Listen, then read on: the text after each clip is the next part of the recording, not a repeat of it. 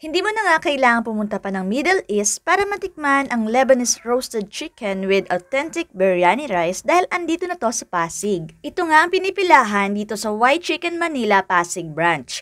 On the spot nga nilang niluluto ang mga whole chicken dito mga best. Kung dati 2 roasting machine lang ang meron sila, but as of February this year ay naging 3 na. Worth 300 pesos ang 1 whole chicken nila dito with biryani rice and sauce, garlic mayo at yung chili sauce. Good for 2 persons ang serving. Sa dami nga ng bumibili dito ay madalas ang haba ng pila. Kaya naman dapat maaga ka or else willing to wait. Isa nga ako sa mga na-curious kung ano nga bang lasa nitong White Chicken Manila at kung bakit ang dami talagang bumibili sa kanila. Nagliliwanag na nga ako dahil sa pwesto ko dito sa may lamesa. Yung box nila per serving ay malapad mga besh. And then, yung rice nila is mga, I think, 2 cups ito. Ang sarap ng pagkakaluto, sobrang lambot ng laman. And syempre, malalasahan mo yung spice and herbs. Yung biryani rice is buhaghag siya mga besh.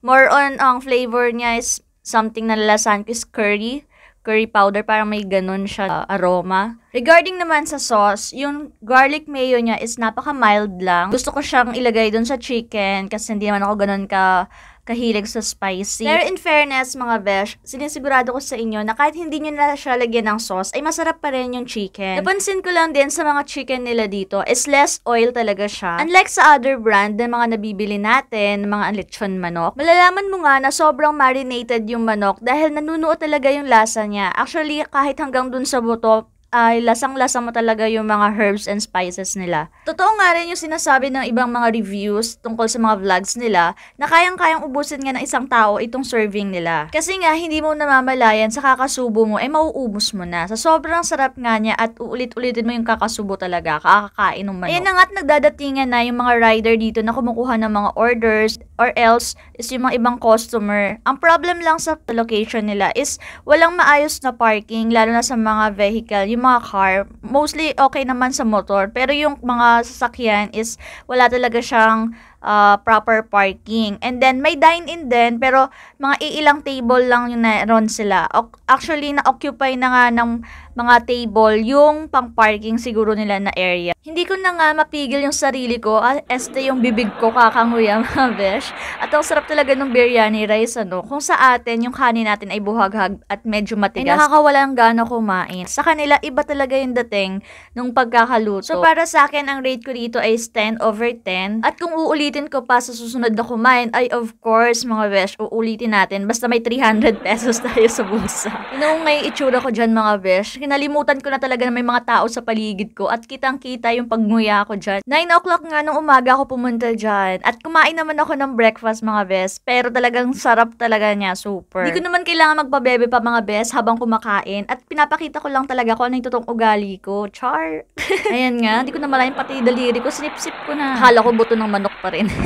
Shoutout nga kay kuya na napalingon dyan sa likod ko. Shoutout sa'yo, kain tayo. Hindi ko nga pala kasama yung asawa ko dito dahil nga may pasok siya sa trabaho. Si Jaya naman ay nasa school. So, ina-enjoy ko talaga yung mga ganitong me time ko. Minsan kasi sa pagiging nanay, kung lahat ng oras natin ay nasa loob ng bahay, ay nakakabugnot kasi nakakapagod talaga ang buong maghapon sa dami ng mga gawain. Kaya malaking bagay din na minsan may mga ganito tayong oras para sa sarili natin. Kasi kapag minsan, pag di natin binigyan ng time yung sarili natin, tayo rin yung nauubos. Tayo rin yung madalas magalit pag pagod na tayo. Kaya sa mga kagaya kong nanay, huwag tayong mag-guilty, kung lalo na kung mayroon naman tayong extrang budget para sa mga cravings natin, ng pang-good vibes. Si kuya, napatitig at muntik na mapatawa. Kasi ito ba naman yung ginagawa ko? Ayaw ko tigilan yung buto, my goodness. O, ayun lang mga beshi. So, sobrang sarap nga talaga nitong White Chicken Manila. At kung sakaling mapadaan kayo at nakita nyong mahaba rin yung pila, try nyo na kung may extra kayong budget. Pumunta na kayo at bumili na rin dito. By the way, hindi sponsor tong hindi to sponsored by White Chicken Manila ang pag-endorse ko sa kanila, kundi ito ay personal experience ko po. So, ayun lang mga beshi. Salamat ulit sa panonood sa aking mga vlogs at sa patuloy na pagsuporta. At kung hanggang ngayon, hanggang sa oras na ito ay nanonood ka pa rin at tinatapos mo ang video ko, thank you so much from the bottom of my heart. Patuloy niyo pa rin ako suportahan at sana ay dumami pa po tayo. Kung bago ka lang sa aking channel, please do follow, like, subscribe, and comment down below po sa aking mga social media accounts. Ayun lang mga beshi. Thank you for watching!